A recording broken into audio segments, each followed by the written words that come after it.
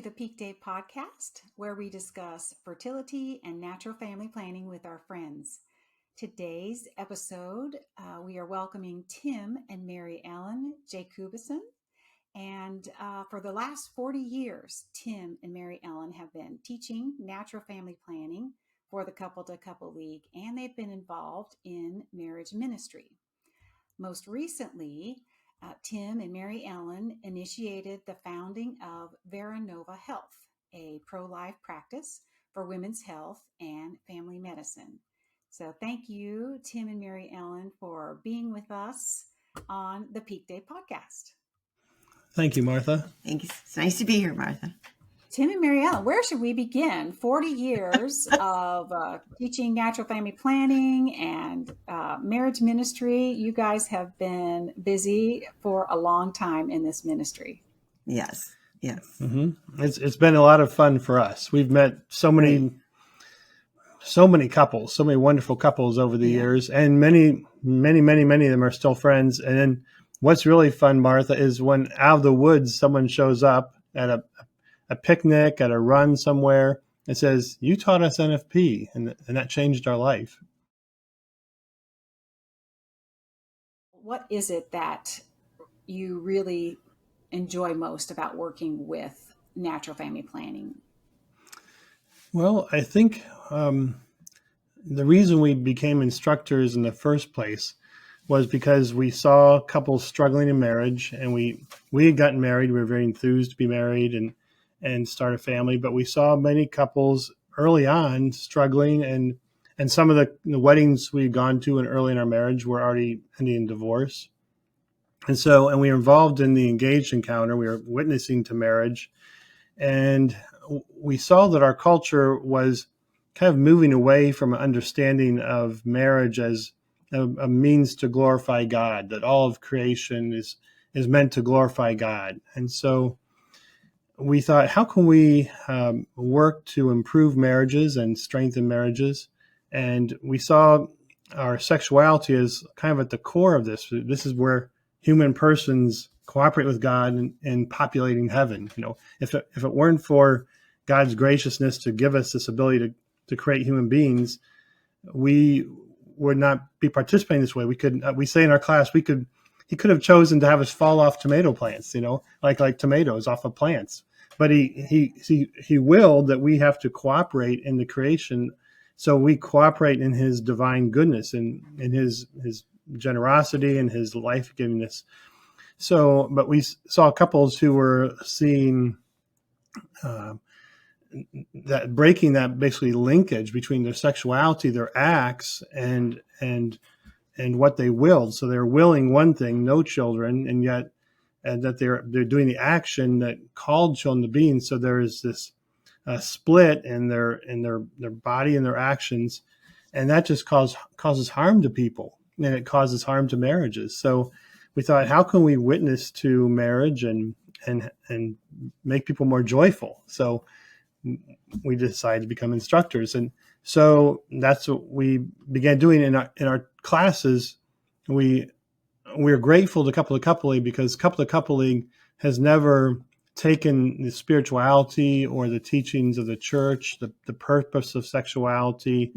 Now with the kind of the exploration of the theology of the body by John Paul II, they've never taken that out. They've entwined it into a sense into the class teaching materials, the curriculum. And so we're grateful for that, because if it's not for that, then NFP just becomes another way to manipulate the body. So it has to be for purpose. So we've been able to explore theological themes and more the root of who we are as human beings. Right. What's our relationship to the essence of being, to God and to our Creator. And we tell the class right from like the first minute almost that we're going to come from our Catholic perspective, that we're not, we know that some of them are not Christians, some of them are not Catholic, some of them are atheists, but we're going to come from this perspective because it's what we know, and we're grateful for CCL for having developed this material, and that's it was because of this belief in purpose of being and purpose of life and purpose of marriage and purpose of procreation that the class was created in the first place. That this is what we owe a debt, in a sense, to this. So this gives us an ability to be bold, and to speak the truth to the couples. And in turn, they respond to that because they hardly ever hear real truth spoken about marriage.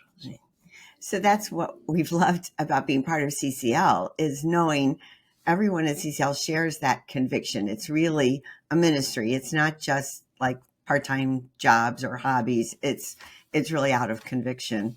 And we share that with the other teaching couples and the people at CCL. So, how would you say the world of natural family planning has evolved over the 40 years that you've been involved? Well, in several different ways, many ways. When we started teaching, first of all, it was a completely different technology world. When we did our teacher training, it was on pieces of paper that we put in envelopes and mailed to CCL, and they mailed them back. It was through the mail. We did our teacher training. When we gave classes, we used the carousel of slides, and it was on a projector. And students had to read a lot, and they had a lot expected of them, more technical reading. So there was, it was a much different framework. There was no internet, no cell phone, no Microsoft Word, no PowerPoint. So it was much different technically then. But the other big difference is in the perspective, the way that we taught and the way people came to class. There was a much different feeling in that a lot of the people coming to the class in the 80s, I think we still were seeing people in general wanting to know what the church taught and wanting to do what the church taught. There was a respect for the teaching authority of the church. And I think now young people are not, or old people are not coming from a focus of a teaching authority, a respect for teaching authority. They really are looking at things from a more personalized viewpoint, from how does that affect me? What are the benefits? The people that I know, the things I can see for myself. So we've really had to change the perspective that we teach from in order to reach people better. And we appreciate that CCL has modified the approach in the curriculum addressing the way that audiences are coming to class now. So the couples come kind of doubting to some extent, and it's a show me attitude. And so the great thing is we have no difficulty with the materials, with the science, with the truth of human creation, that this teaching is all cohesive and for their benefit. And when they see this works, they look at the charts in the class, they see how it works. And they hear how it improves their relationship. They hear how it improves their health, how they can use this for charting and seeing problems and working with their doctor, and how fertility is a sign of health. It's the fifth vital sign, as they say, of good health. When they see that and they realize this will help me be healthy, not just me as a woman, but as a couple, as a family, to raise my child. We have these great materials like by Marilyn Shannon to help. Not just help cycle health, but help human health. So with the personalist approach advocated by John Paul II, that works because we can say, here's how you can see this. This is our experience, and here's other people's experience. Ask your friends. It's not hard to do. Would you say couples today are more in tune with like the health benefits of natural family planning? Do they come at it from more of a health perspective rather than we have to take this because the church says so? I think there probably are places where that is the case. I think we have some couples that have been interested in it for that reason. Yeah. I think we've probably still gotten a lot of couples who've come because they were recommended as part of their marriage preparation. And then they get very excited about it when they see the health benefits. That was our personal experience, but I think we know a lot of couples in other cities who have had more experience. So I think it's probably part of when there's been availability of supportive healthcare that they see the benefit of it. Yeah, a lot of the classes we're teaching now are on the web. So a lot of the students we're getting are still from areas of the country where taking an NFP class is part of a marriage pre-Cana requirement. Right. So in that case, they're coming at it from a let's check the box sort of attitude. And then they get excited to hear about the benefits of it. I know in some cities that there is a desire to take a class because of the health benefits, and sometimes because they've had bad experiences with the pill. In some cases, they're looking at for fertility purposes, and that's one of the exciting things, Martha, is when a couple comes to us and they're struggling with fertility or they haven't conceived yet, and they've heard this can be a first step to conception, and we can give them some tips basically, and look at their charts and help them out. And over the years, we've had many couples take the class who are struggling to conceive and then conceived pretty quickly, because sometimes fertility is a scale, and sometimes they're just moderately infertile, and just it takes a little bit to help them conceive, and that just warms our heart. That's so exciting to participate in that. So can you share maybe one or two powerful stories that of couples who have embraced natural family planning and seen great results? Sure, Martha. We can tell you a couple stories. One, it was very exciting to us, is a couple came into the class, and the woman who was the woman of the fiance was had a feminist approach, and she was very hostile to the church's teaching on sexuality. She thought it was repressive, anachronistic, and she's also a medical student, and she didn't expect there was much science behind the method. So she came just to please her fiance. But when she heard the message and she saw the science, it opened her eyes, and she had felt like an emptiness, like a hurt that feminism and some of the teachings of feminism had failed her in many ways. So she felt an emptiness in her college dating life, that sort of thing, that it wasn't what she expected. And so this opened her eyes that the worldview she had been, in a sense, twisted by societal expectations, and she reoriented her worldview to the one expounded by Humanae Vitae, and the couple ended up having children in residency, and we're good friends of them now. And just literally a couple weekends ago, and this all happened 15 years ago or so, but just last weekend we saw them, and she said, the class changed her life. She said, had it not been for that class, they never would have had children during residency, but now they wouldn't have these children. They're running around at the party, and it's beautiful. So they became a teaching couple, and they've given witness to the faith, and they've talked to other residents in medical school, saying, don't be afraid to have children. It'll relieve the stress. You'll be happy. You'll have life you wouldn't have had. So that's one story. Another couple came in. Now this one, the wife was the one who was pushing the husband. There was a married couple, and he was sitting, the facial expressions, the arms crossed, the slump back. He was not happy to be there. So, well, and he was feeling the burden of large family already, and the responsibilities of providing, and I think we've done our part. Yeah, and he expressed to us years later his faith was not alive at the time, and so the class material, but I thought we don't talk a lot about faith and that sort of thing, but sometimes the Holy Spirit is just waiting for an in, and this happened with him.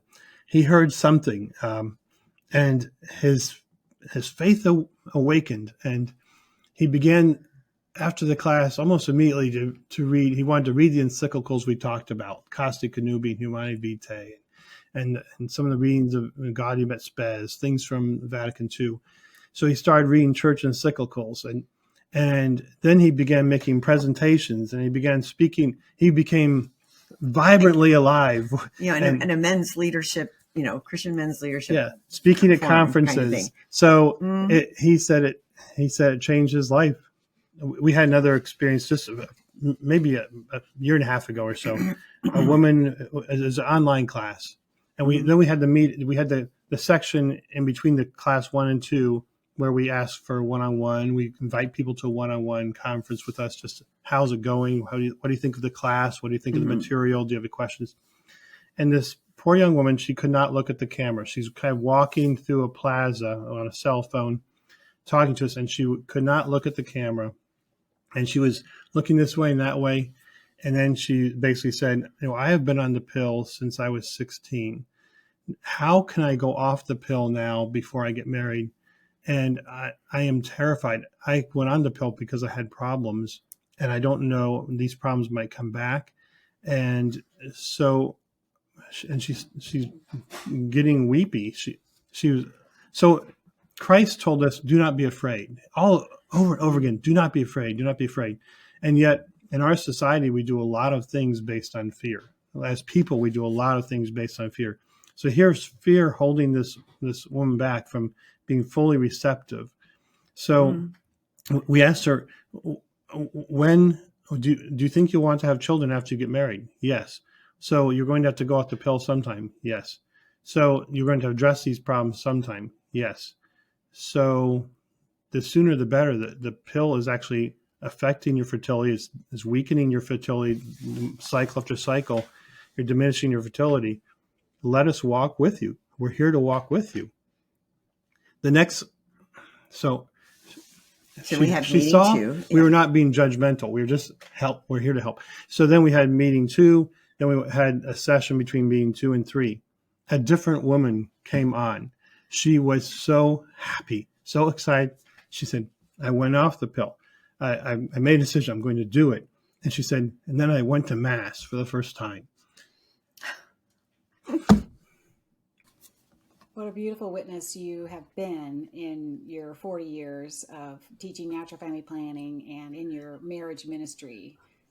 Beautiful witness for these couples to hear the truth. Probably a lot of them, maybe most of them, for the first time. It is so key that it is recommended or even required to take the class when you're engaged. Right.